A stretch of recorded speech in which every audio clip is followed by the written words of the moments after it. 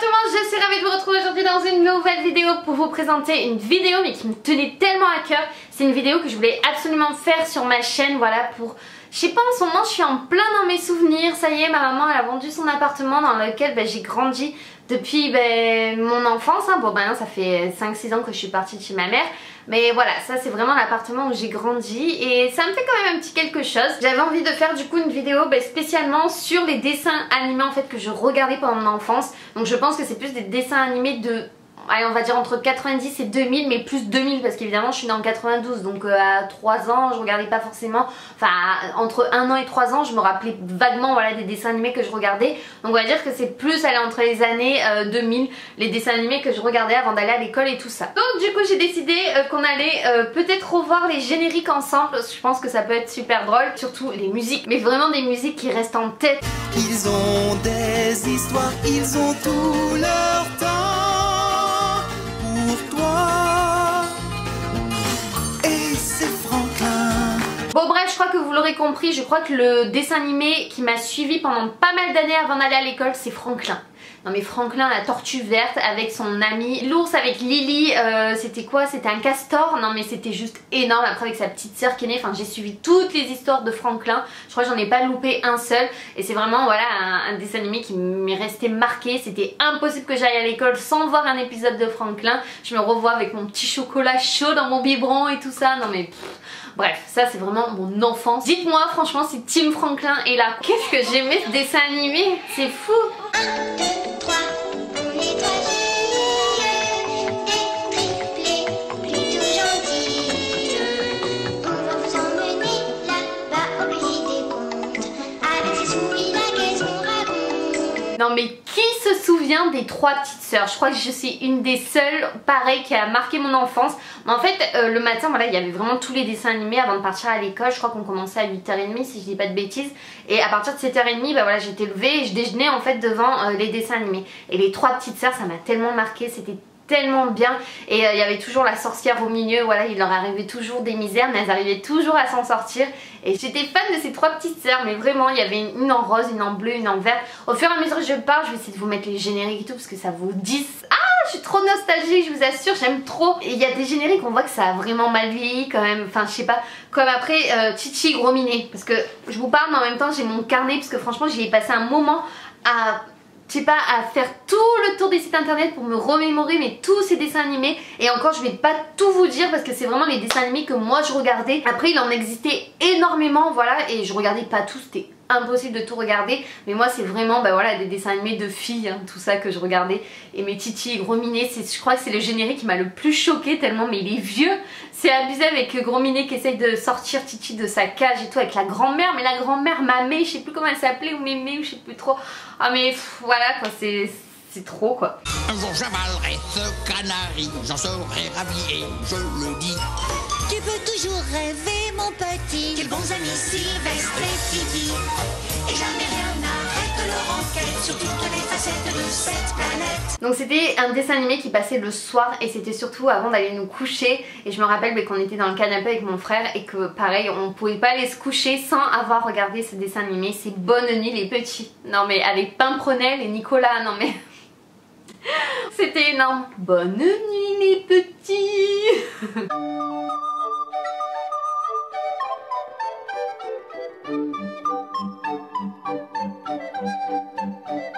En route, bonne nuit les petits. Je pense que c'était vraiment le conte de fées avant d'aller s'endormir pour pas faire de cauchemar.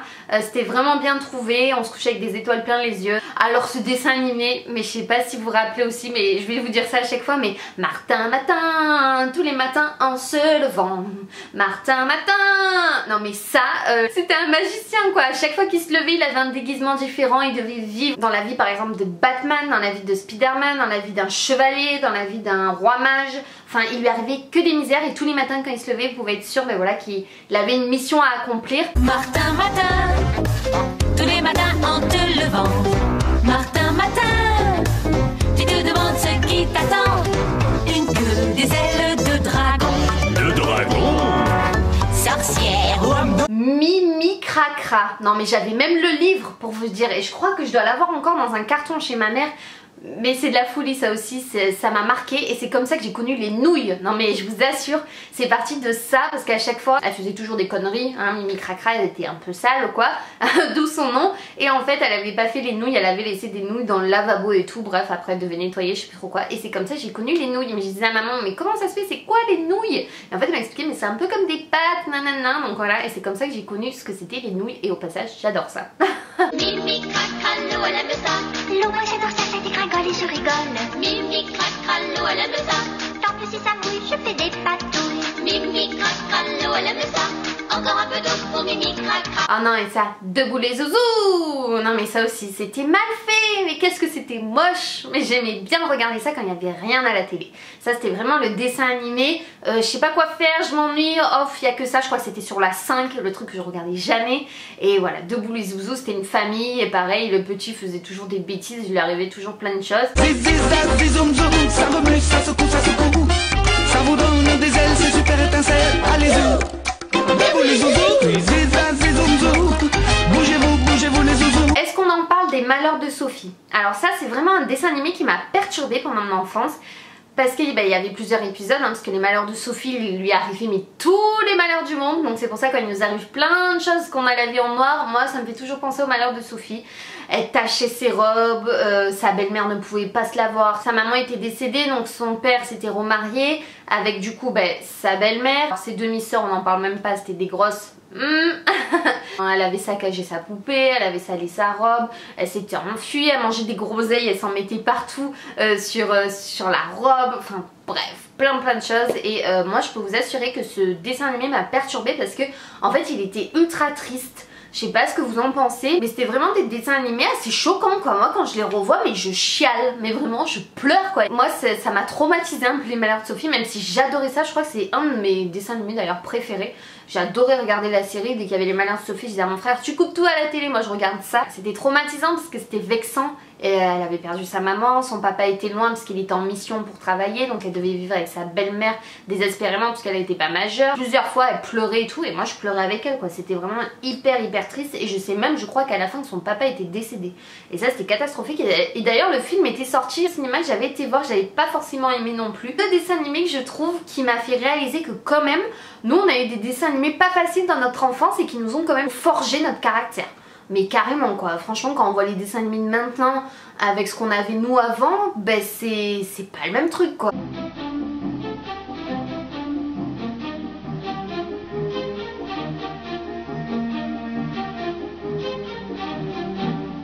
Bip bip et coyote, j'aimais trop ça aussi ce dessin animé. Bip bip. Il déroule à fond là avec ses roues là à 2000. Ah mais c'était juste énorme ça aussi. Lui il arrivait toujours à fond et tout. Je crois que c'était lui d'ailleurs qui lui arrivait toujours des misères. Il se prenait les rochers sur la tête. Je me rappelle du gros rocher que l'autre il avait poussé. Boum, il s'était pris dessus. Enfin énorme ça aussi. Ça je crois que c'était plus le soir que le matin. J'adorais regarder ça quand on rentrait de l'école. Et ouais, ça c'est vraiment un dessin animé que j'avais beaucoup aimé.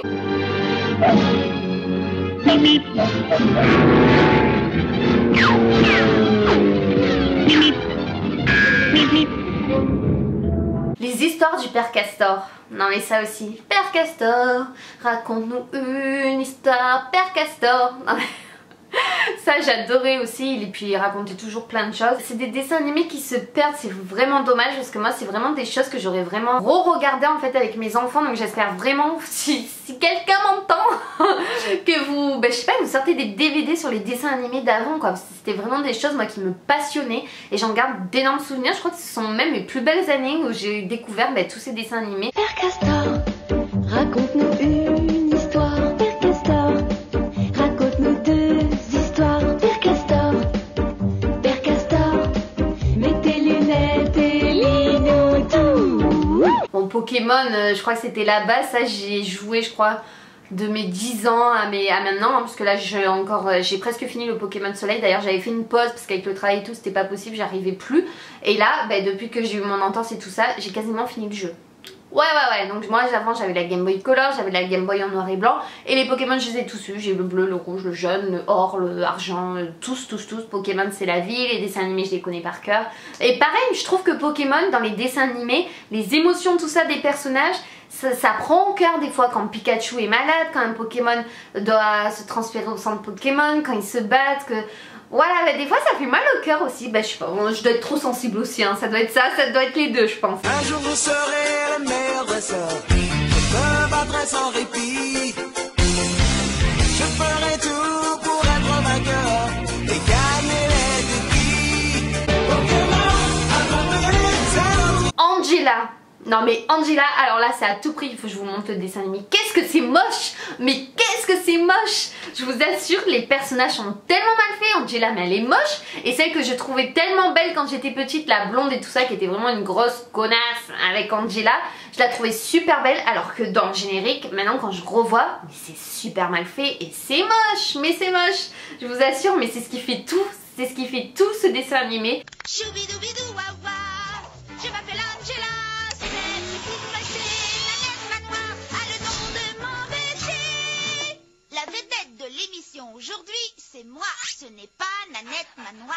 Et Arnold, non mais Arnold, est-ce que vous vous rappelez quand même de la tête de Arnold et sa mini casquette? Non mais ça m'a tellement fait rire pendant des années.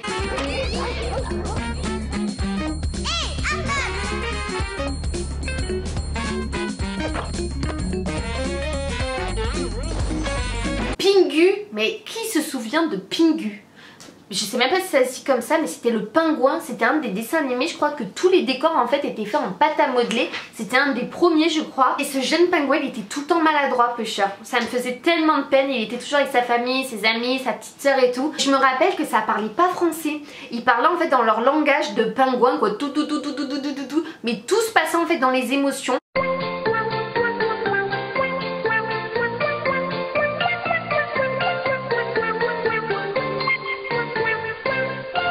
Faut que je vous retrouve le générique aussi, mais franchement je vous promets, je vais essayer, j'espère que j'aurai pas de problème avec les droits d'auteur, et c'est vraiment des choses que je voulais partager avec vous, c'est vraiment toute mon enfance. Dites-moi si vous avez les mêmes dessins animés que moi, quel est votre dessin animé préféré de votre enfance qui vous a marqué, et mais il y en a énormément, je peux pas tout vous dire, mais là par exemple il y a aussi Inspecteur Gadget. Et là qui va là? Inspecteur Gadget. Et là ça va pas?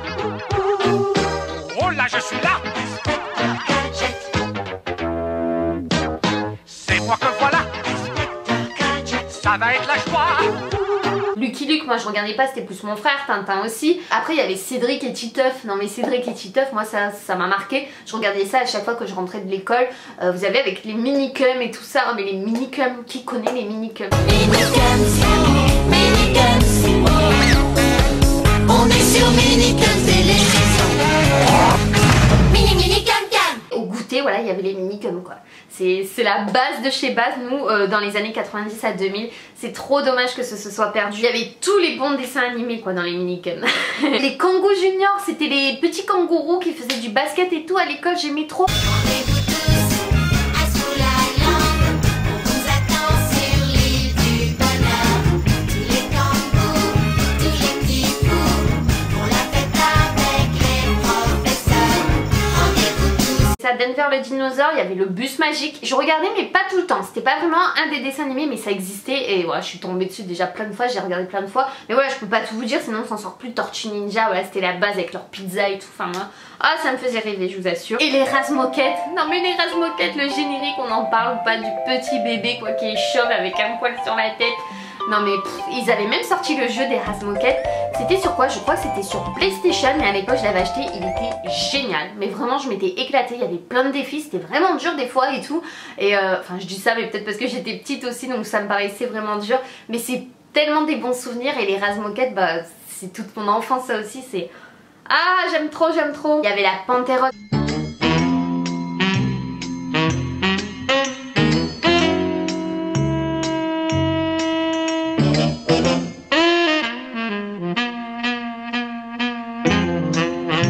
Et il y avait Tom Tom et Nana. Dans ma cuisine, je suis le roi. Et moi la reine. Tata! Nana! Trop, c'est trop! Ça va barder. Comme ils sont délicieux quand ils ferment les yeux. Moi j'avais tous les livres de Tom Tom et Nana. Dès que j'en finissais un, j'en revoulais un autre. Franchement, on m'a pourri gâté par rapport à ça. Mais pour les livres de Tom Tom et Nana, c'était la base. Et après, il avait fait un dessin animé et tout. C'était juste génial. Mais qu'est-ce que j'aimais. Mais qu'est-ce qu'il faisait aussi comme bêtises. Mais je me rends compte en fait que dans tous les dessins animés quasiment que je vous ai cités, c'est vraiment que des histoires en fait où on fait des bêtises. Bon, après, c'est réparé, c'est aussi gentil. Hein, à part les malheurs de Sophie où ça va un petit peu loin, hein, quand même des fois. Je vous ai cité mes préférés, les génériques, n'est-ce pas? Je vous les remets pour le plaisir parce que franchement c'est un bonheur de se remémorer les musiques et les génériques, et comme quoi ça évolue énormément les dessins animés de nos jours, ça a plus rien à voir et c'est vraiment dommage moi je trouve. Après il y en a plein, il y a Totally Spice, mais ça j'étais pas non plus super fan. Il y avait le Marsupilami, il y avait Oui Oui, Jumanji, il y avait Olive et Tom, et moi j'ai jamais regardé Olive et Tom, je sais pas et vous. Ils sont en train de me foutre un bordel derrière, ils ne veulent pas que je filme mes vidéos. Ça va pas se passer comme ça hein. Oui, tu peux miauler, tu peux miauler.